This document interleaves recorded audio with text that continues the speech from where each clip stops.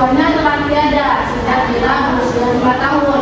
Meskipun hidup serba kekurangan, Dira selalu tersenyum membantu sang nenek menanam sayur dan menjualnya ke pasar setiap pagi. Suatu hari hujan turun deras sejak pagi. Tanah menjadi becek dan jalan ke pasar hampir tak bisa dilewati.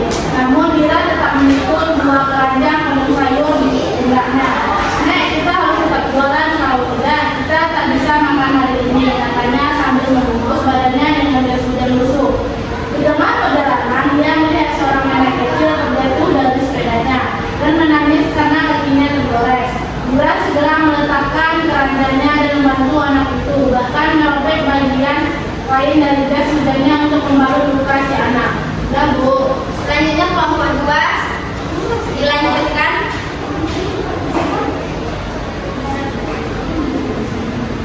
Hari itu Dira sampai di pasar lebih siang dari biasanya.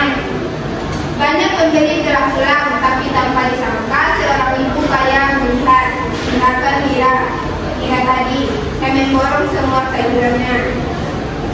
"Ibumu pasti bangga punya anak seperti kamu," kata ibu sambil tersenyum.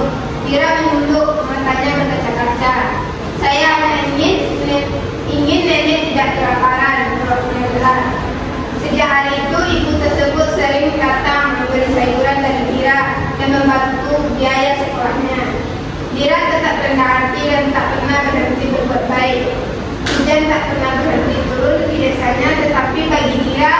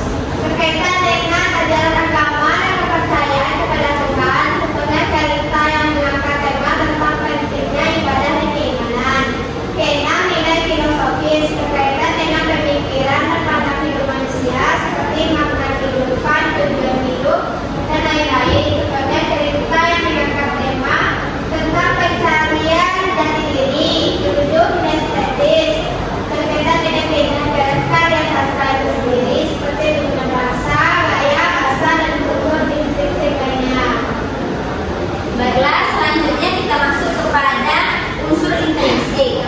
Unsur intrinsik dalam teks sastra ada beberapa. Yang pertama yaitu tema. Tema adalah ide, tujuan atau makna yang terkandung dalam sebuah cerita. Tema menjadi dasar atau inti dalam suatu teks. Yang kedua, tokoh. Tokoh disebut juga sebagai pelaku cerita atau individu yang ada dalam cerita. Yang ketiga, penokohan. Penokohan adalah penggambaran mengenai tokoh dalam cerita. Yang keempat yaitu alur. Alur merupakan urutan atau rangkaian peristiwa. Sedangkan latar adalah lingkungan yang meliputi sebuah peristiwa. Selanjutnya sudut pandang. Sudut pandang adalah posisi pengarang dalam cerita. Selanjutnya gaya bahasa. Dalam menulis suatu teks, pengarang perlu menggunakan gaya bahasa untuk menyampaikan dan menjelaskan isi atau tujuan dari cerita. Yang selanjutnya yaitu amanat. Amanat merupakan suatu penyampaian pesan atau nilai moral dalam cerita dari pengarang kepada para pembaca. Baiklah, selanjutnya silakan anak-anak ibu kerjakan LKPD yang telah ibu berikan berdasarkan teks yang anak-anak baca yang tadi dan penjelasan dari ibu. Baik, Bu.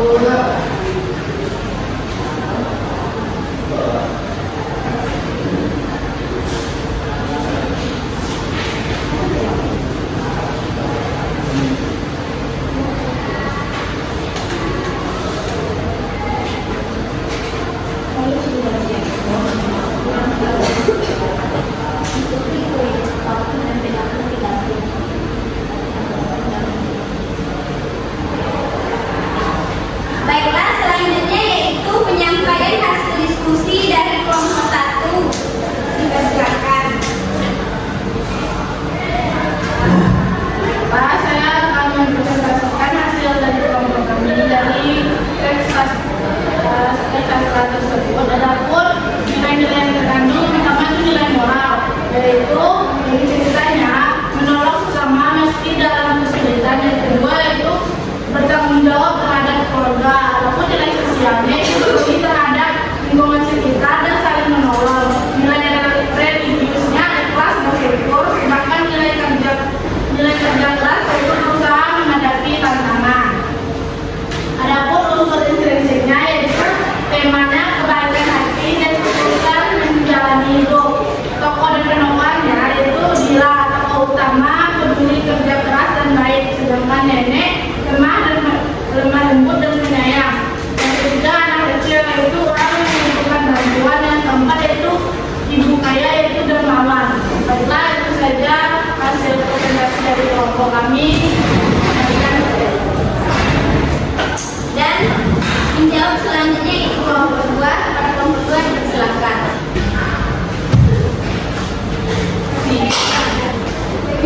Baiklah teman-teman, unsur intrinsik alurnya yaitu alur maju dimulai dari kehidupan Dira, konflik saat hujan turun. Teman-teman ini untuk penulisan ketika ia mendapat balasan dan kebaikan. Latar spesifik yaitu tempatnya desa kecil, pasar, jalanan becek. Waktunya pagi hari saat hujan. Suasananya haru, hangat dan penuh semangat.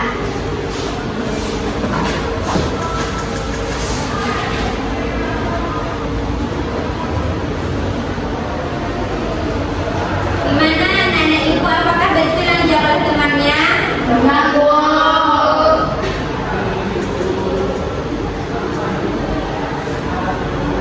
Baiklah, dari pembelajaran yang telah berlangsung dari pembelajaran awal sampai akhir, apa saja unsur intrinsik dalam teks sastra yang anak-anak ibu ketahui? Tema, tokoh, penokohan.